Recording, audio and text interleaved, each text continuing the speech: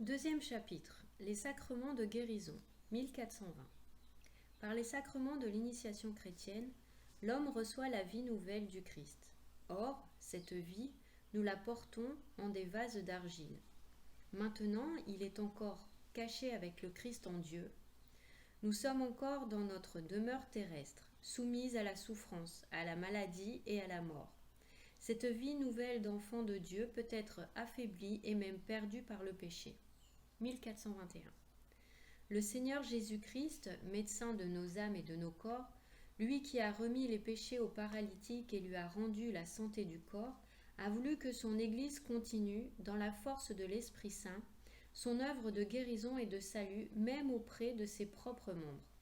C'est le but des deux sacrements de guérison, le sacrement de pénitence et l'onction des malades. Article 4. Le sacrement de pénitence et de réconciliation, 1422. Ceux qui s'approchent du sacrement de pénitence y reçoivent de la miséricorde de Dieu le pardon de l'offense qu'ils lui ont faite et du même coup sont réconciliés avec l'Église que leur péché a blessée et qui, par la charité, l'exemple, les prières, travaillent à leur conversion. Grand 1. Comment est appelé ce sacrement ? 1423. Il est appelé sacrement de conversion puisqu'il réalise sacramentellement l'appel de Jésus à la conversion, la démarche de revenir au Père dont on s'est éloigné par le péché. Il est appelé sacrement de pénitence puisqu'il consacre une démarche personnelle et ecclésiale de conversion, de repentir et de satisfaction du chrétien pécheur. 1424. Il est appelé sacrement de la confession puisque l'aveu, la confession des péchés devant le prêtre est un élément essentiel de ce sacrement. Dans un sens profond, ce sacrement est aussi une confession, reconnaissance et louange de la sainteté de Dieu et de sa miséricorde envers l'homme pécheur. Il est appelé sacrement du pardon, puisque par l'absolution sacramentelle du prêtre, Dieu accorde aux pénitents le pardon et la paix. Il est appelé sacrement de réconciliation car il donne aux pécheurs l'amour de Dieu qui réconcilie. Laissez-vous réconcilier avec Dieu. Celui qui vit de l'amour miséricordieux de Dieu est prêt à répondre à l'appel du Seigneur. Va d'abord te réconcilier avec ton frère. Grand 2. Pourquoi un sacrement de la réconciliation après le baptême ? 1425. Vous avez été lavés, vous avez été sanctifiés, vous avez été justifiés au nom du Seigneur Jésus-Christ et par l'Esprit de notre Dieu. Il faut se rendre compte de la grandeur du don de Dieu qui nous est fait dans les sacrements de l'initiation chrétienne pour saisir à quel point le péché est une chose exclue pour celui qui a revêtu le Christ. Mais l'apôtre Saint Jean dit aussi « Si nous disons que nous sommes sans péché, nous nous abusons nous-mêmes et la vérité n'est point en nous. » Et le Seigneur lui-même nous a enseigné de prier. Pardonne-nous nos offenses, en liant le pardon mutuel de nos offenses au pardon que Dieu accordera à nos péchés. 1426. La conversion au Christ, la nouvelle naissance du baptême, le don de l'Esprit Saint, le corps et le sang du Christ reçus en nourriture, nous ont rendus saints et immaculés devant lui. Comme l'Église elle-même, épouse du Christ, est sainte et immaculée devant lui. Cependant, la vie nouvelle reçue dans l'initiation chrétienne n'a pas supprimé la fragilité et la faiblesse de la nature humaine, ni l'inclination au péché que la tradition appelle la concupiscence, qui demeure dans les baptisés pour qu'ils fassent leur preuve dans le combat de la vie chrétienne, aidés par la grâce du Christ. Ce combat est celui de la conversion en vue de la sainteté et de la vie éternelle à laquelle le Seigneur ne cesse de nous appeler. Grand 3. La conversion des baptisés, 1427. Jésus appelle à la conversion. Cet appel est une partie essentielle de l'annonce du royaume. Les temps sont accomplis et le royaume de Dieu est tout proche. Repentez-vous et croyez à la bonne nouvelle. Dans la prédication de l'Église, cet appel s'adresse d'abord à ceux qui ne connaissent pas encore le Christ et son évangile. Aussi, le baptême est-il le lieu principal de la conversion première et fondamentale. C'est par la foi en la bonne nouvelle et par le baptême que l'on renonce au mal et qu'on acquiert le salut, c'est-à-dire la rémission de tous les péchés et le don de la vie nouvelle. 1428. Or, l'appel du Christ à la conversion continue à retentir dans la vie des chrétiens. Cette seconde conversion est une tâche ininterrompue pour toute l'Église qui enferme des pécheurs dans son propre sein et qui est donc à la fois sainte et appelée à se purifier et qui poursuit constamment son effort de pénitence et de renouvellement. Cet effort de conversion n'est pas seulement une œuvre humaine, il est le mouvement du cœur contrit, attiré et mu par la grâce à répondre à l'amour miséricordieux de Dieu qui nous a aimés le premier. En témoigne la conversion de saint Pierre après le triple reniement de son maître. Le regard d'infinie miséricorde de Jésus provoque les larmes du repentir et, après la résurrection du Seigneur, la triple affirmation de son amour envers lui. La seconde conversion a aussi une dimension communautaire. Cela apparaît dans l'appel du Seigneur à toute une Église. « Repens-toi ». Saint Ambroise dit des deux conversions que dans l'Église, il y a l'eau et les larmes, l'eau du baptême et les larmes de la pénitence. 4. La pénitence intérieure, 1430. Comme déjà chez les prophètes, l'appel de Jésus à la conversion et à la pénitence ne vise pas d'abord des œuvres extérieures, le sac et la cendre, les jeûnes et les mortifications, mais la conversion du cœur, la pénitence intérieure. Sans elle, les œuvres de pénitence restent stériles et mensongères. Par contre, la conversion intérieure pousse à l'expression de cette attitude en des signes visibles, des gestes et des œuvres de pénitence. 1431. La pénitence intérieure est une réorientation radicale de toute la vie, un retour, une conversion vers Dieu de tout notre cœur, une cessation du péché, une aversion du mal, avec une répugnance envers les mauvaises actions que nous avons commises. En même temps, elle comporte le désir et la résolution de changer de vie avec l'espérance de la miséricorde divine et la confiance en l'aide de sa grâce. Cette conversion du cœur est accompagnée d'une douleur et d'une tristesse salutaire que les pères ont appelée anémie cruciatus, affliction de l'esprit, repentir du cœur. 1432. Le cœur de l'homme est lourd et endurci. Il faut que Dieu donne à l'homme un cœur nouveau. La conversion est d'abord une œuvre de la grâce de Dieu qui fait revenir nos cœurs à lui. Convertis-nous, Seigneur, et nous serons convertis. Dieu nous donne la force de commencer à nouveau. C'est en découvrant la grandeur de l'amour de Dieu que notre cœur est ébranlé par l'horreur et le poids du péché et qu'il commence à craindre d'offenser Dieu par le péché et d'être séparé de lui. Le cœur humain se convertit en regardant vers celui que nos péchés ont transpercé. Ayons les yeux fixés sur le sang du Christ et comprenons combien il est précieux à son Père car, répandu pour notre salut, il a ménagé au monde entier la grâce du repentir. 1433. Depuis Pâques, c'est l'Esprit Saint qui confond le monde en matière de péché, à savoir que le monde n'a pas cru en celui que le Père a envoyé. Mais ce même Esprit qui dévoile le péché est le consolateur qui donne au cœur de l'homme la grâce du repentir et de la conversion. 5. Les multiples formes de la pénitence dans la vie chrétienne. 1434.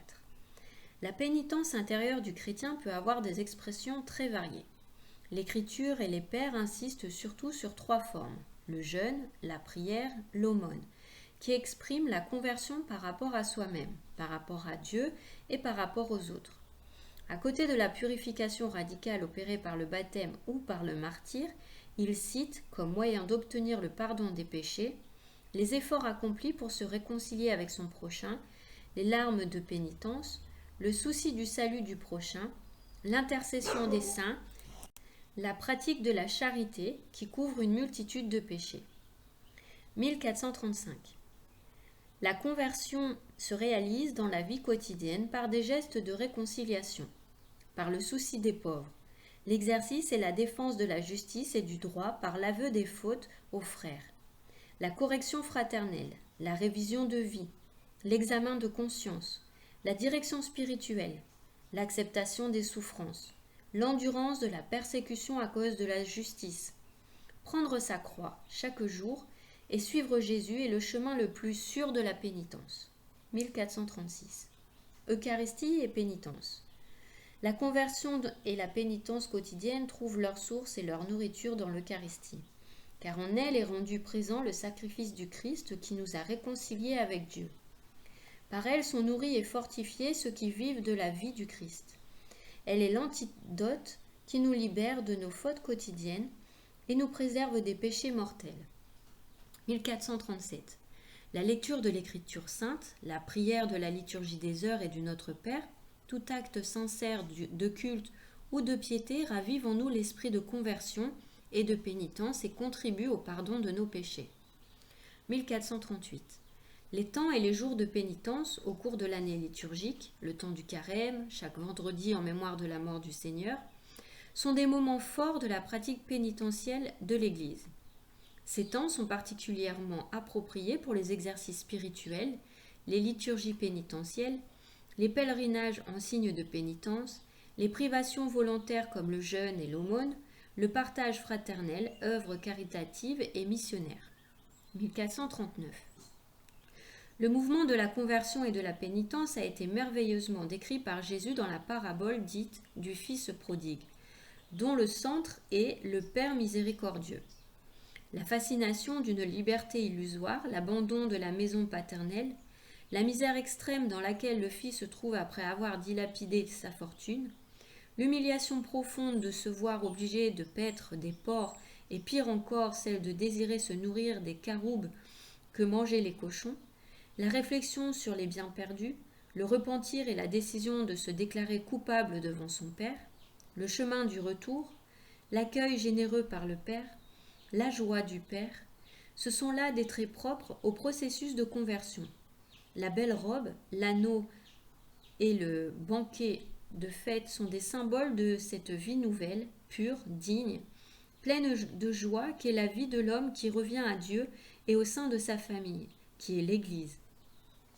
Seul le cœur du Christ, qui connaît les profondeurs de l'amour de son Père, a pu nous révéler l'abîme de sa miséricorde d'une manière si pleine de simplicité et de beauté.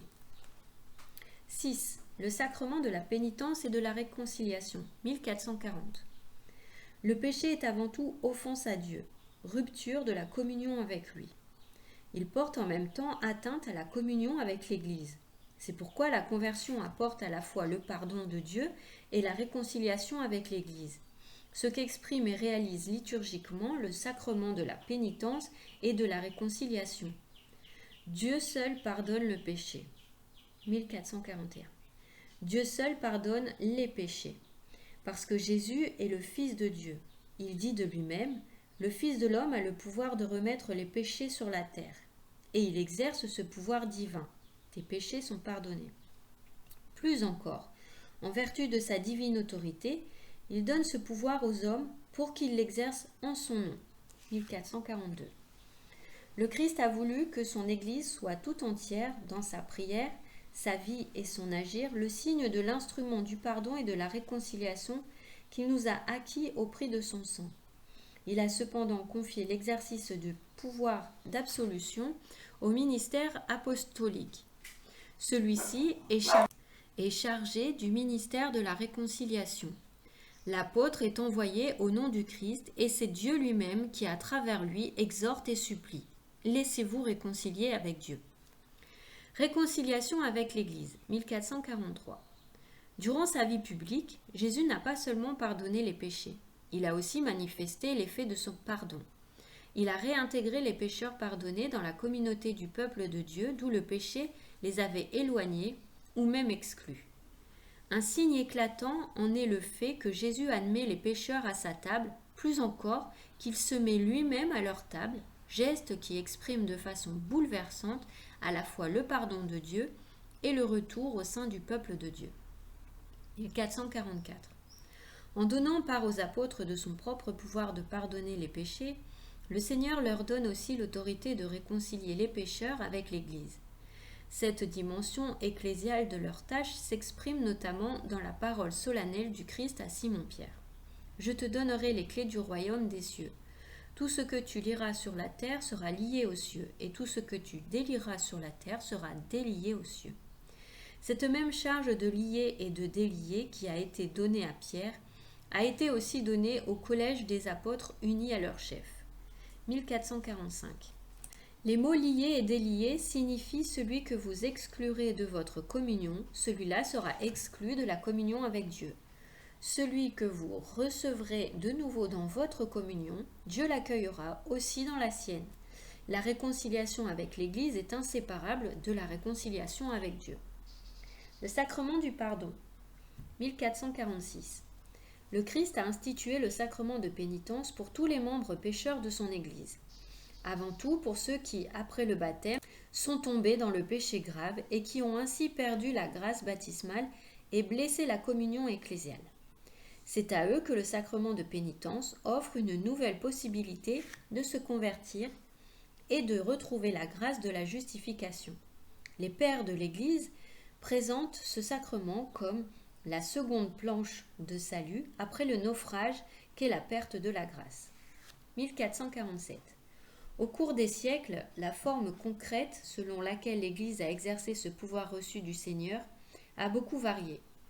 Durant les premiers siècles, la réconciliation des chrétiens qui avaient commis des péchés particulièrement graves après leur baptême, par exemple l'idolâtrie, l'homicide ou l'adultère, était liée à une discipline très rigoureuse, selon laquelle les pénitents devaient faire pénitence publique pour leurs péchés, souvent durant de longues années, avant de recevoir la réconciliation.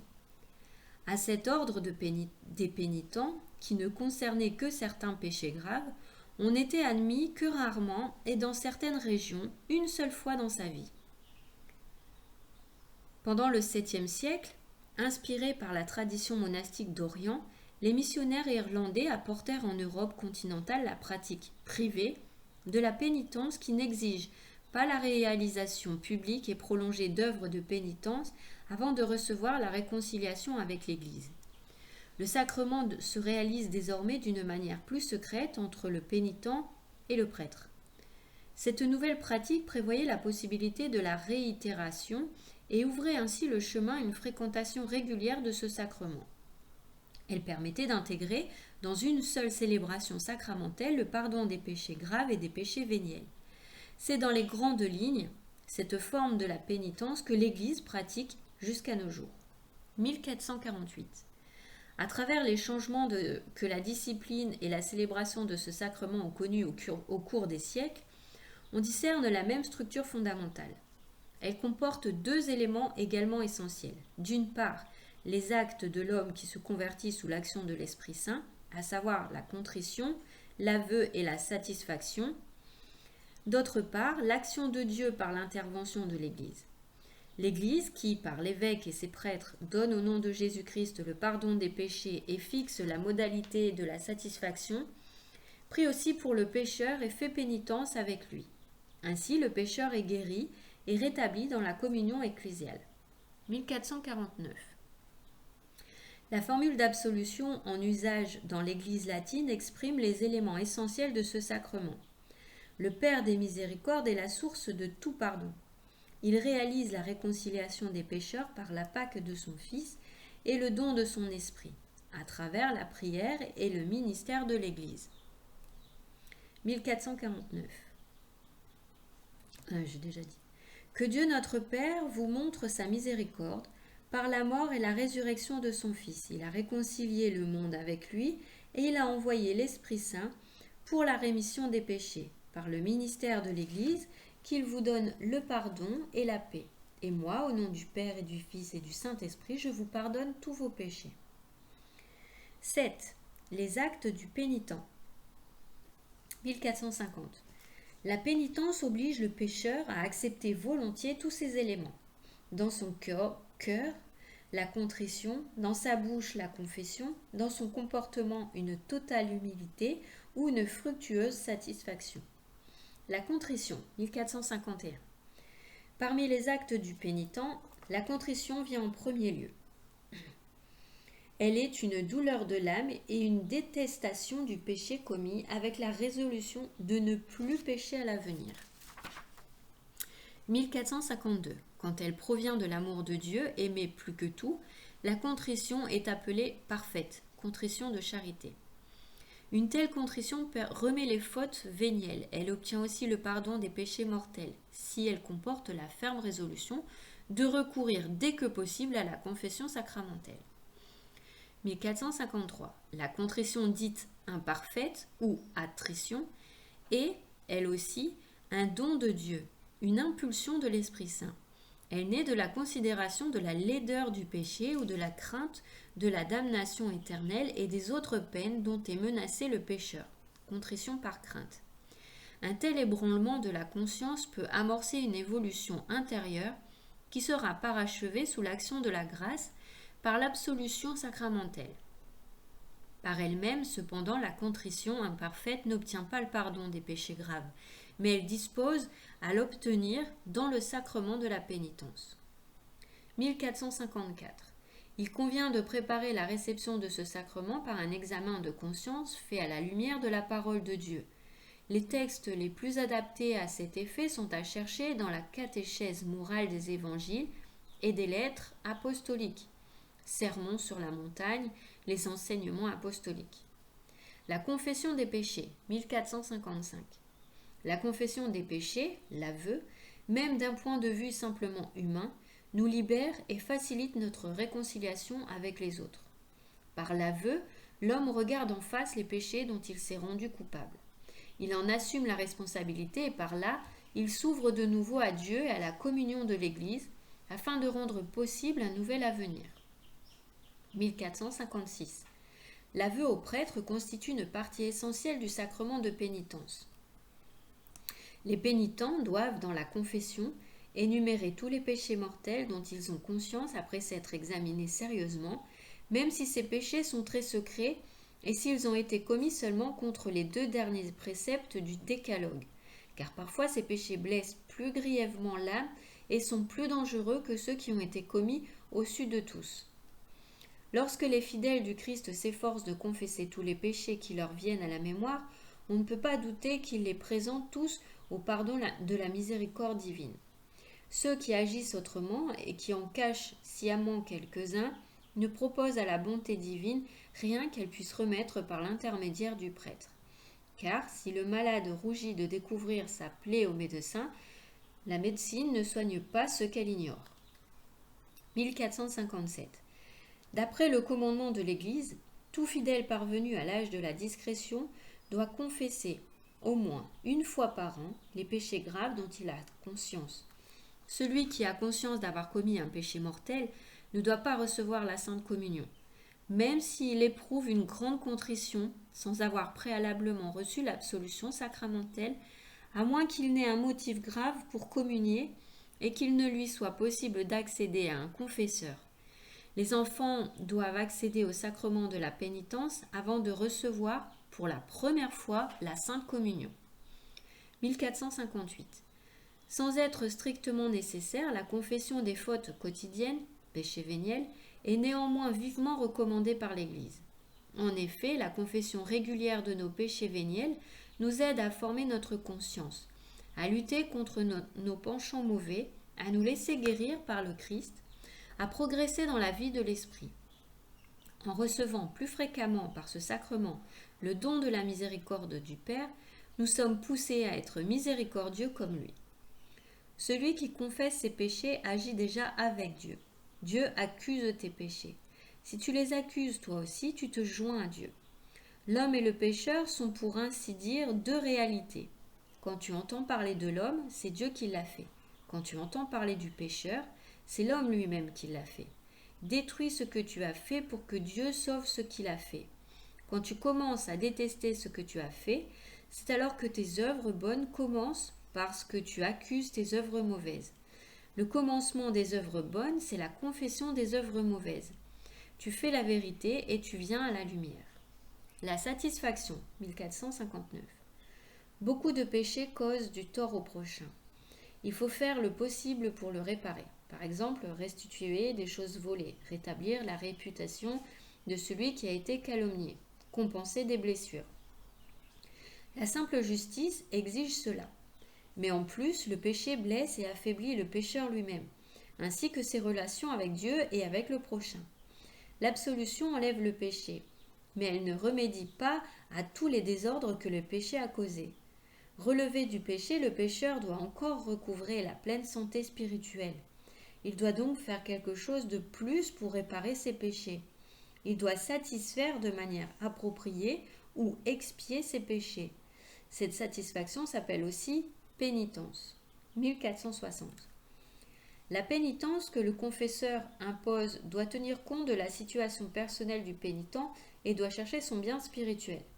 Elle doit correspondre autant que possible à la gravité et à la nature des péchés commis. Elle peut consister dans la prière, une offrande, dans les œuvres de miséricorde, le service du prochain, dans des privations volontaires, des sacrifices et surtout dans l'acceptation patiente de la croix que nous devons porter.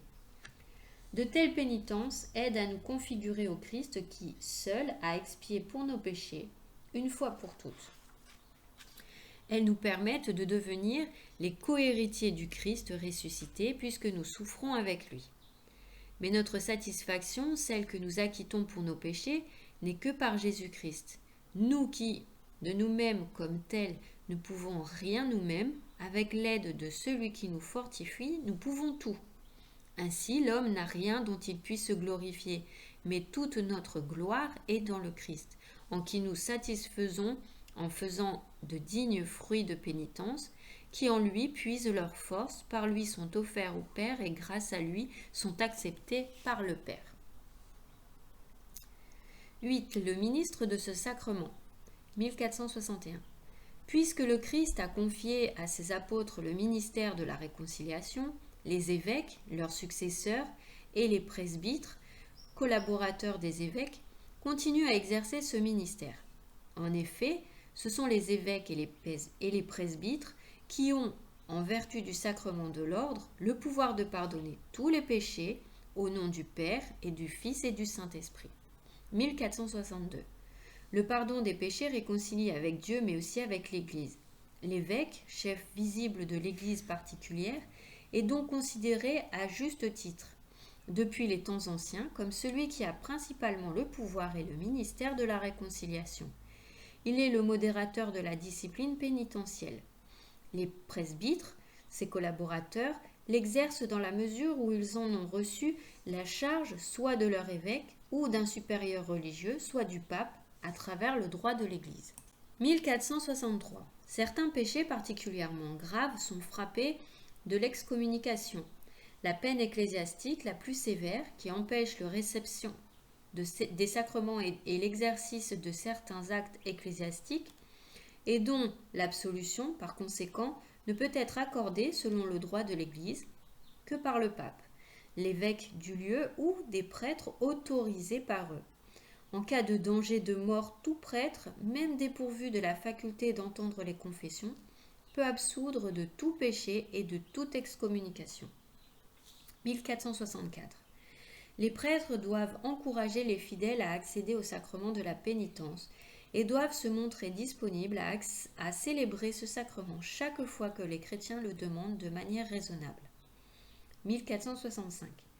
En célébrant le sacrement de la pénitence, le prêtre accomplit le ministère du bon pasteur qui cherche la brebis perdue, celui du bon samaritain qui panse les blessures, du père qui attend le fils prodigue et l'accueille à son retour, du juste juge qui ne fait pas exception de personne et dont le jugement est à la fois juste et miséricordieux. Bref, le prêtre est le signe et l'instrument de l'amour miséricordieux de Dieu envers le pécheur. 1466. Le confesseur n'est pas le maître, mais le serviteur du pardon de Dieu. Le ministre de ce sacrement doit s'unir à l'intention et à la charité du Christ. Il doit avoir une connaissance éprouvée du comportement chrétien, l'expérience des choses humaines, le respect et la délicatesse envers celui qui est tombé. Il doit aimer la vérité, être fidèle au magistère de l'Église et conduire le pénitent avec patience vers la guérison et la pleine maturité. Il doit prier et faire pénitence pour lui en le confiant à la miséricorde du Seigneur. 1467. Étant donné la délicatesse et la grandeur de ce ministère et le respect dû aux personnes, l'Église déclare que tout prêtre qui entend des confessions est obligé de garder un secret absolu au sujet des péchés que ses pénitents lui ont confiés, sous des peines très sévères. Il ne peut pas non plus faire état des connaissances que la confession lui donne sur la vie des pénitents. Ce secret, qui n'admet pas d'exception, s'appelle le sceau sacramentel, car ce que le pénitent a manifesté au prêtre reste scellé par le sacrement. 9. Les effets de ce sacrement, 1468. Toute l'efficacité de la pénitence consiste à nous rétablir dans la grâce de Dieu et à nous unir à lui dans une souveraine amitié. Le but et l'effet de ce sacrement sont donc la réconciliation avec Dieu. Chez ceux qui reçoivent le sacrement de pénitence avec un cœur contrit et dans une disposition religieuse, il est suivi de la paix et de la tranquillité de la conscience, qu'accompagne une forte consolation spirituelle. En effet, le sacrement de la réconciliation avec Dieu apporte une véritable résurrection spirituelle, une restitution de la dignité et des biens de la vie des enfants de Dieu dont le plus précieux est l'amitié de Dieu. 1469. Ce sacrement nous réconcilie avec l'Église. Le péché ébrèche ou brise la communion fraternelle. Le sacrement de pénitence la répare ou la restaure. En ce sens, il ne guérit pas seulement celui qui est rétabli dans la communion ecclésiale, il a aussi un effet vivifiant sur la vie de l'Église qui a souffert du péché d'un de ses membres. Rétabli ou affermi dans la communion des saints, le pécheur est fortifié par l'échange des biens spirituels entre tous les membres vivants du corps du Christ, qu'ils soient encore dans l'état de pèlerinage ou qu'ils soient déjà dans la patrie céleste. Il faut rappeler que la réconciliation avec Dieu a comme conséquence, pour ainsi dire, d'autres réconciliations qui porteront remède à d'autres ruptures produites par le péché. Le pénitent pardonné se réconcilie avec lui-même dans la profondeur de son être, où il récupère la propre vérité intérieure. Il se réconcilie avec les frères que de quelque manière il a offensés et blessés. Il se réconcilie avec l'Église, il se réconcilie avec la création tout entière. 1470. Dans ce sacrement, le pécheur, en se remettant au jugement miséricordieux de Dieu, anticipe d'une certaine façon le jugement auquel il sera soumis à la fin de cette vie terrestre. Car c'est maintenant, dans cette vie-ci, que nous est offert le choix entre la vie et la mort, et ce n'est que par le chemin de la conversion que nous pouvons entrer dans le royaume d'où exclut le péché grave. En se convertissant au Christ par la pénitence et la foi, le pécheur passe de la mort à la vie, et il n'est pas soumis au jugement. 10. Les indulgences, 1471. La doctrine et la pratique des indulgences dans l'Église sont étroitement liées aux effets du sacrement de pénitence. Qu'est-ce que l'indulgence ? L'indulgence est la rémission devant Dieu de la peine temporelle due pour les péchés dont la faute est déjà effacée, rémission que le fidèle bien disposé obtient à certaines conditions déterminées, par l'action de l'Église, laquelle, en tant que dispensatrice de la rédemption, distribue et applique par son autorité le trésor des satisfactions du Christ et des saints. L'indulgence est partielle ou plénière, selon qu'elle libère partiellement ou totalement de la peine temporelle due pour le péché. Les indulgences peuvent être appliquées aux vivants ou aux défunts. Les peines du péché, 1472. Pour comprendre cette doctrine et cette pratique de l'Église, il faut voir que le péché a une double conséquence. Le péché grave nous prive de la communion avec Dieu, et par là, il nous rend incapables de la vie éternelle, dont la privation s'appelle la peine éternelle du péché. D'autre part, tout péché, même véniel, entraîne un attachement malsain aux créatures qui a besoin de purification, soit ici-bas, soit après la mort, dans l'état qu'on appelle purgatoire. Cette purification libère de ce qu'on appelle la peine temporelle du péché. Ces deux peines ne doivent pas être conçues comme une espèce de vengeance infligée par Dieu de l'extérieur, mais bien comme découlant de la nature même du péché. Une conversion qui procède d'une fervente charité peut arriver à la totale purification du pécheur, de sorte qu'aucune peine ne subsisterait. 1473. Le pardon du péché et la restauration de la communion avec Dieu entraînent la remise des peines éternelles du péché. Mais des peines temporelles du péché demeurent. Le chrétien doit s'efforcer, en supportant patiemment les souffrances et les épreuves de toutes sortes, et, le jour venu, en faisant sereinement face à la mort, d'accepter comme une grâce ces peines temporelles du péché.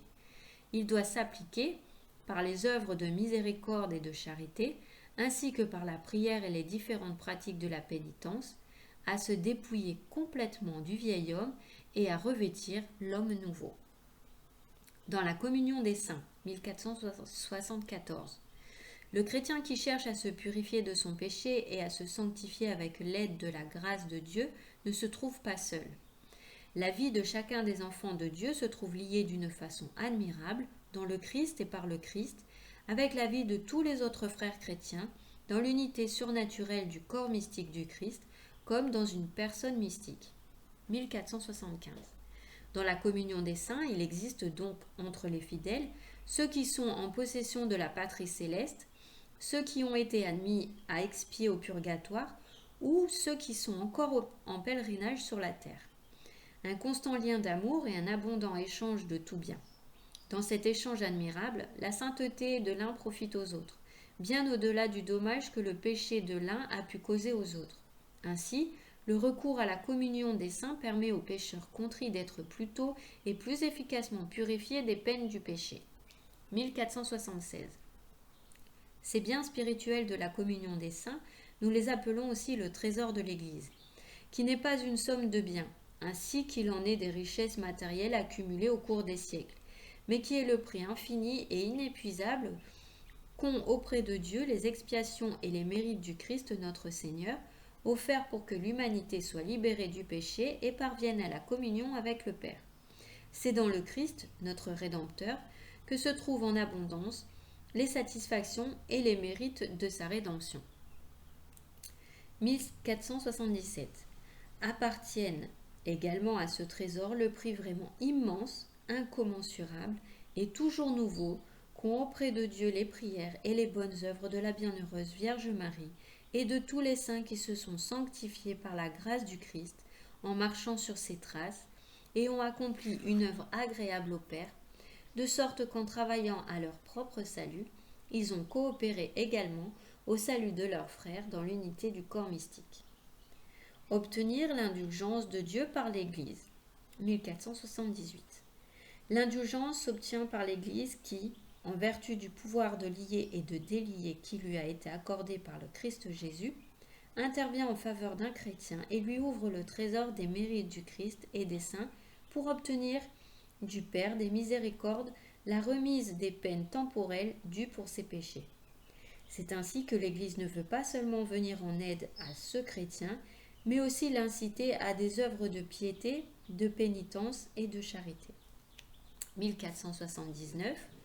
Puisque les fidèles défunts en voie de purification sont aussi membres de la même communion des saints, nous pouvons les aider entre autres en obtenant pour eux des indulgences, de sorte qu'ils soient acquittés des peines temporelles dues pour leurs péchés. 11. La célébration du sacrement de pénitence, 1480. Comme tous les sacrements, la pénitence est une action liturgique. Tels sont ordinairement les éléments de la célébration, salutation et bénédiction du prêtre, lecture de la parole de Dieu pour éclairer la conscience et susciter la contrition, et exhortation à la repentance, la confession qui reconnaît les péchés et les manifeste au prêtre, l'imposition et l'acceptation de la pénitence, l'absolution du prêtre, louange d'action de grâce et envoi avec la bénédiction du prêtre. 1481.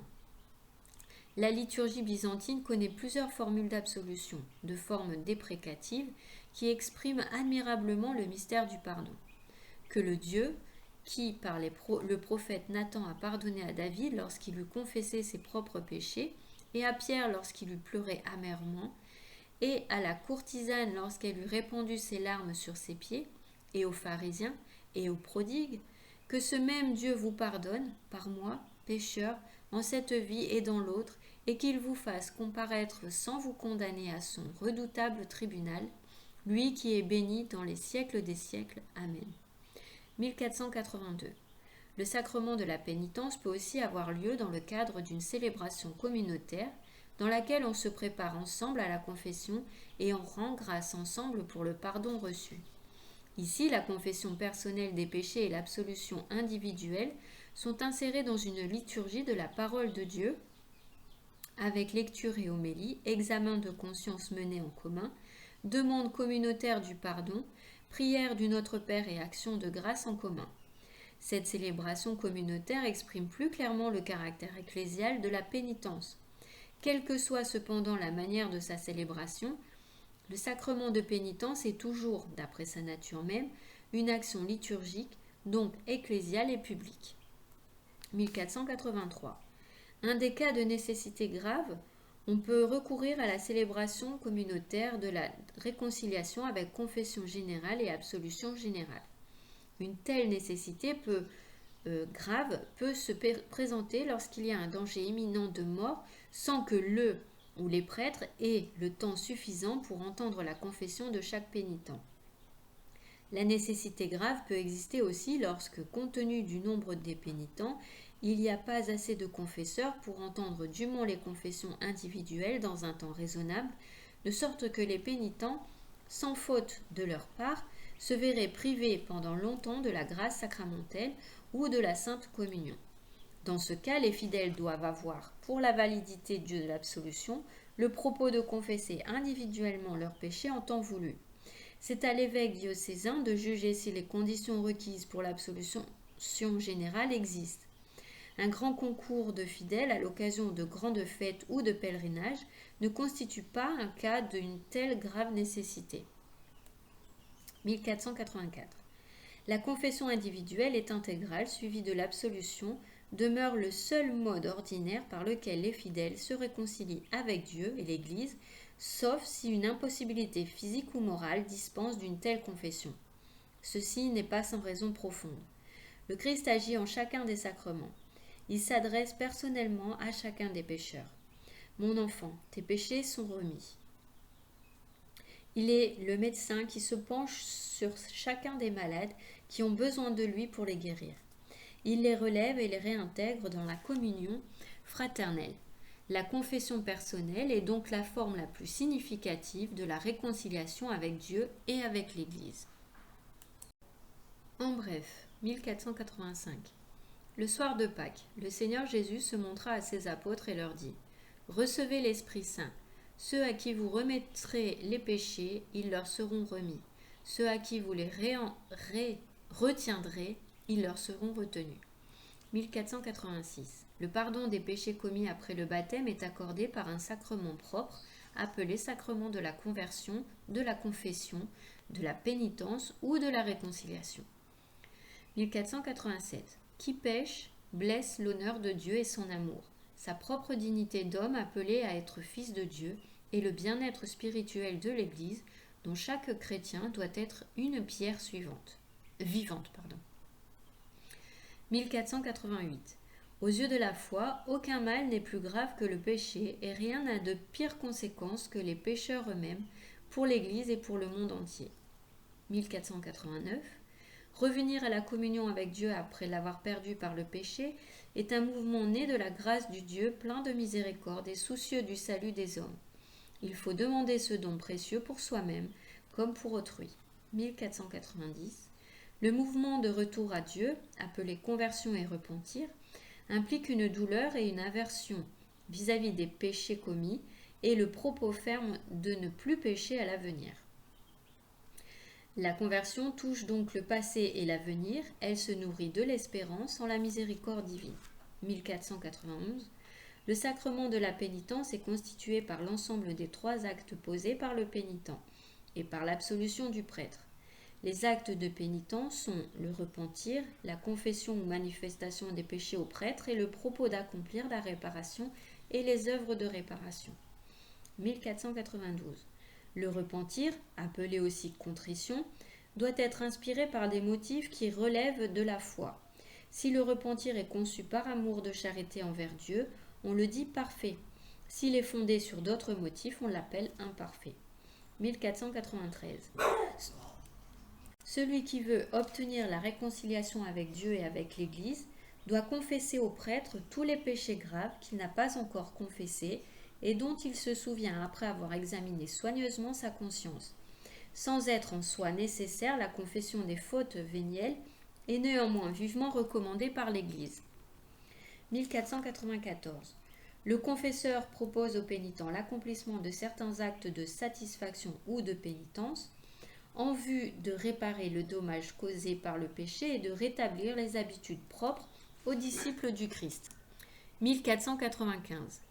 Seuls les prêtres qui ont reçu de l'autorité de l'Église la faculté d'absoudre peuvent pardonner les péchés au nom du Christ. 1496. Les effets spirituels du sacrement de pénitence sont la réconciliation avec Dieu par laquelle le pénitent recouvre la grâce, la réconciliation avec l'Église, la remise de la peine éternelle encourue par les péchés mortels, la remise, au moins en partie, des peines temporelles suite du péché, la paix et la sérénité de la conscience et la consolation spirituelle, l'accroissement des forces spirituelles pour le combat chrétien. 1497. La confession individuelle et intégrale des péchés graves suivie de l'absolution demeure le seul moyen ordinaire pour la réconciliation avec Dieu et avec l'Église. 1498. Par les indulgences, les fidèles peuvent obtenir pour eux-mêmes et aussi pour les âmes du purgatoire la rémission des peines temporelles suite des péchés. Article 5. L'onction des malades, 1499.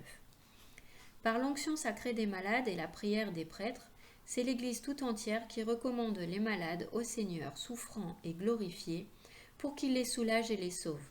Bien mieux, elle les exhorte, en s'associant librement à la passion et à la mort du Christ, à apporter leur part pour le bien du peuple de Dieu. 1. Ses fondements dans l'économie du salut. La maladie dans la vie humaine. 1500.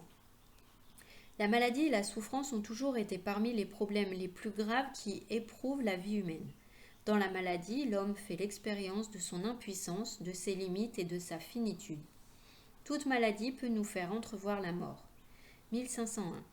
La maladie peut conduire à l'angoisse, au repliement sur soi, parfois même au désespoir et à la révolte contre Dieu. Elle peut aussi rendre la personne plus mûre, l'aider à discerner dans sa vie ce qui n'est pas essentiel pour se tourner vers ce qui l'est. Très souvent, la maladie provoque une recherche de Dieu, un retour à lui. Le malade devant Dieu, 1502. L'homme de l'Ancien Testament vit la maladie en face de Dieu. C'est devant Dieu qu'il déverse sa plainte sur sa maladie et c'est de lui, le maître de la vie et de la mort, qu'il implore la guérison. La maladie devient le chemin de conversion et le pardon de Dieu inaugure la guérison. Israël fait l'expérience que la maladie est, d'une façon mystérieuse, liée au péché et au mal, et que la fidélité à Dieu, selon sa loi, rend la vie. Car c'est moi, le Seigneur, qui suis ton médecin.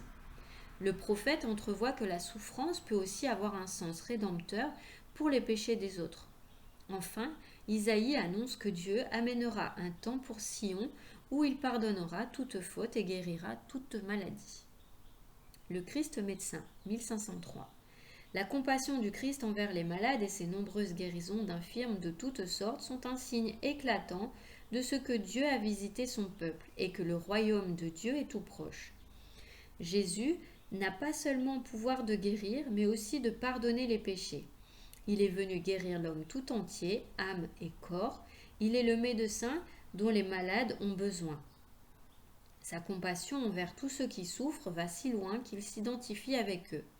J'ai été malade et vous m'avez visité. Son amour de prédilection pour les infirmes n'a cessé, tout au long des siècles, d'éveiller l'attention toute particulière des chrétiens envers tous ceux qui souffrent dans leur corps et dans leur âme. Elle est à l'origine des efforts inlassables pour les soulager. 1504. Souvent Jésus demande aux malades de croire. Il se sert de signes pour guérir. Salive et imposition des mains, boue et ablution. Les malades cherchent à le toucher, car une force sortait de lui qui les guérissait tous. Ainsi, dans les sacrements, le Christ continue à nous toucher pour nous guérir.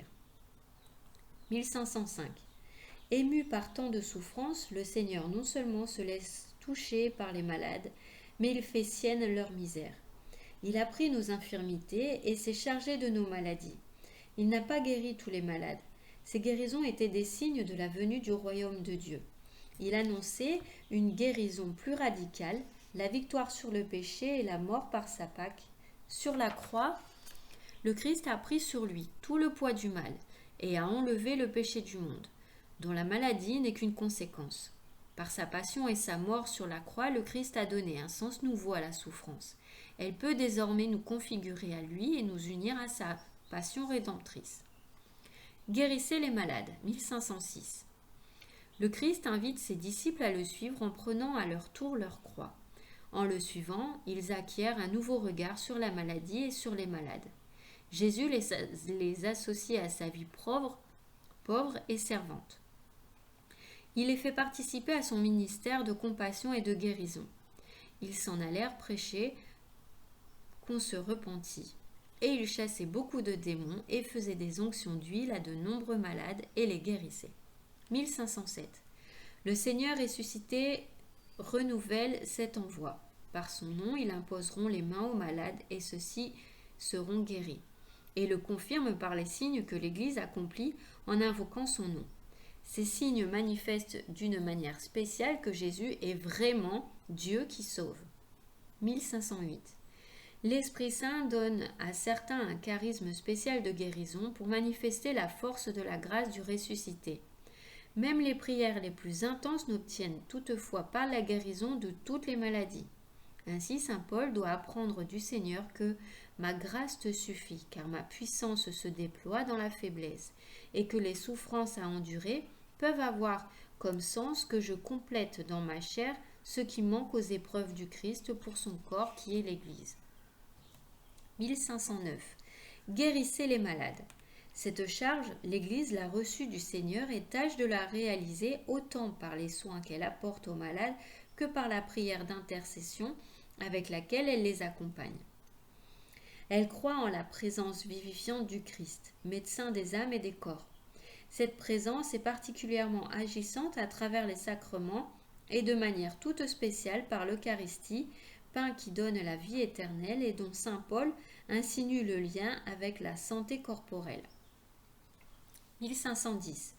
L'Église apostolique connaît cependant un rite propre en faveur des malades attesté par saint Jacques.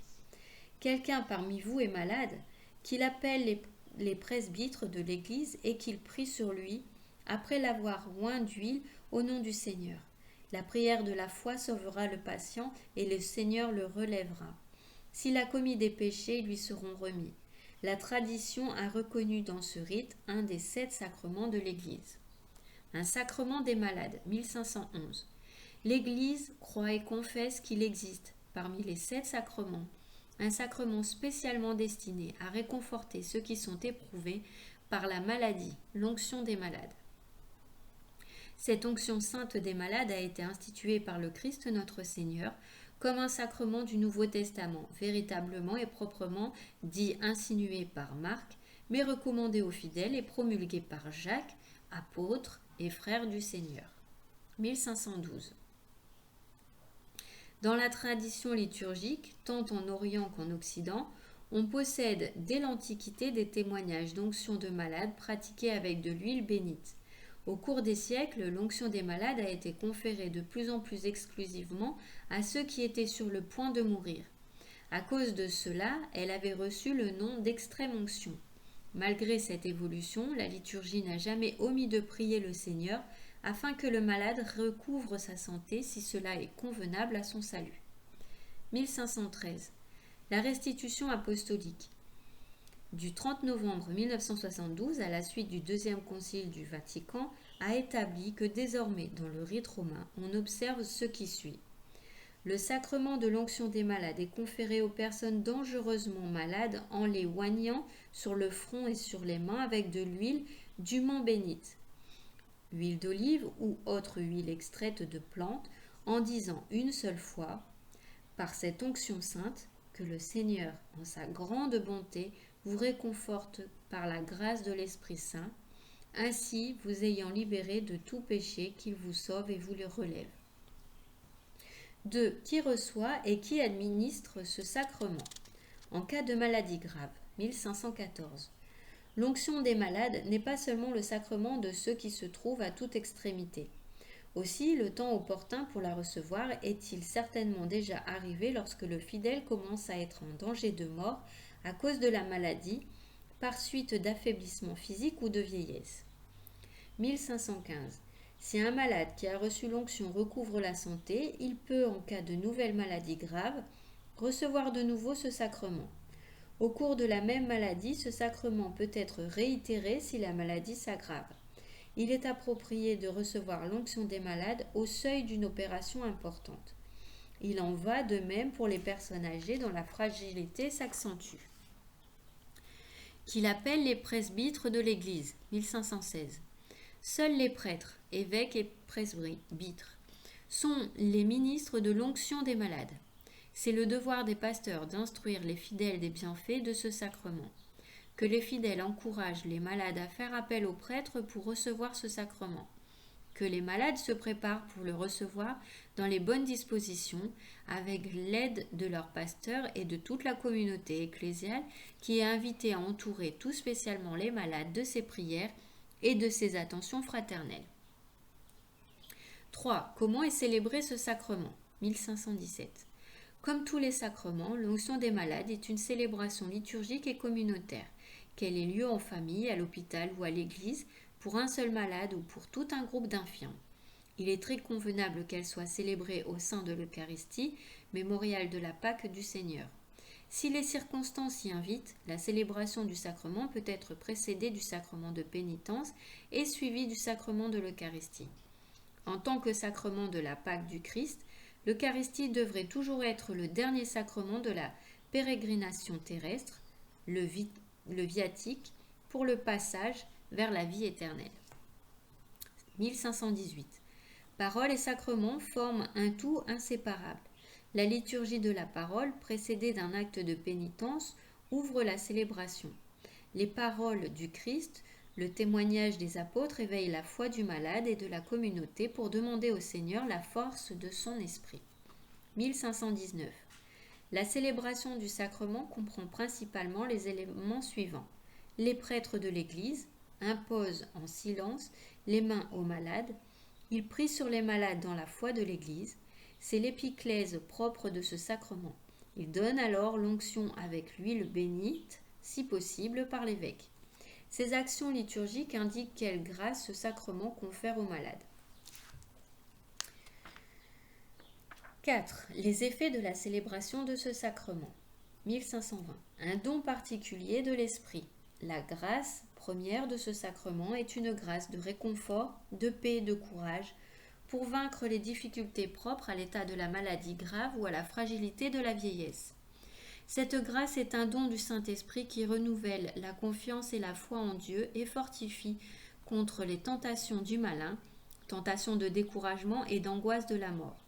Cette assistance du Seigneur par la force de son esprit veut conduire le malade à la guérison de l'âme, mais aussi à celle du corps, si telle est la volonté de Dieu. En outre, s'il a commis des péchés, ils lui seront remis. 1521.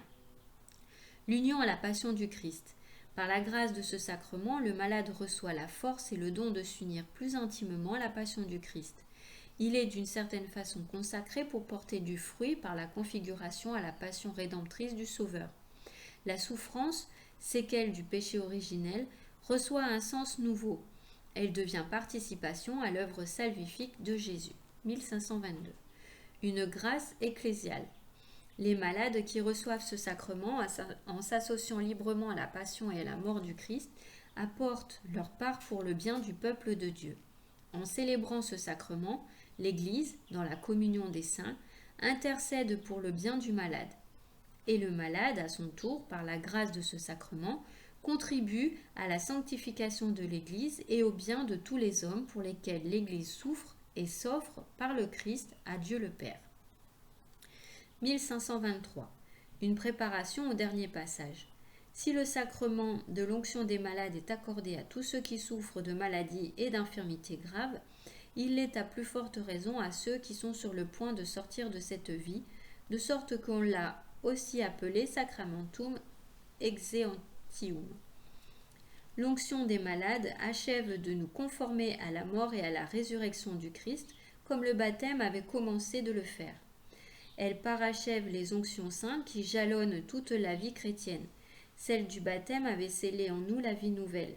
Celle de la confirmation avait fortifié pour le combat de cette vie. Cette dernière onction munit la fin de notre vie terrestre comme d'un solide rempart en vue des dernières luttes avant l'entrée de la maison du Père. 5. Le viatique, dernier sacrement du chrétien, 1524. À ceux qui vont quitter cette vie, L'Église offre, en plus de l'onction des malades, l'Eucharistie comme viatique. Reçue à ce moment de passage vers le Père, la communion au corps et au sang du Christ a une signification et une importance particulière. Elle est semence de vie éternelle et puissance de résurrection, selon les paroles du Seigneur. Celui qui mange ma chair et boit mon sang a la vie éternelle, et moi je le ressusciterai au dernier jour. Sacrement du Christ, mort et ressuscité, l'Eucharistie est ici sacrement du passage de la mort à la vie, de ce monde vers le Père. 1525. Ainsi, comme les sacrements du baptême, de la confirmation et de l'Eucharistie constituent une unité appelée sacrement de l'initiation chrétienne, on peut dire que la pénitence, la Sainte Onction et l'Eucharistie, en tant que viatique, constituent, quand la vie chrétienne touche à son terme, les sacrements qui préparent à la patrie ou les sacrements qui achèvent la pérégrination. En bref, 1526. Quelqu'un parmi vous est-il malade? Qu'il appelle les presbytres de l'Église et qu'il prie sur lui, après l'avoir oint d'huile au nom du Seigneur. La prière de la foi sauvera le patient et le Seigneur le relèvera. S'il a commis des péchés, lui seront remis. 1527.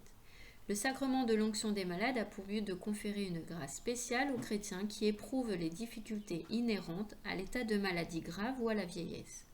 1528. Le temps opportun pour recevoir la Sainte Onction est certainement arrivé lorsque le fidèle commence à se trouver en danger de mort pour cause de maladie ou de vieillesse. 1529. Chaque fois qu'un chrétien tombe gravement malade, il peut recevoir la Sainte Onction, de même lorsque, après l'avoir reçue, la maladie s'aggrave.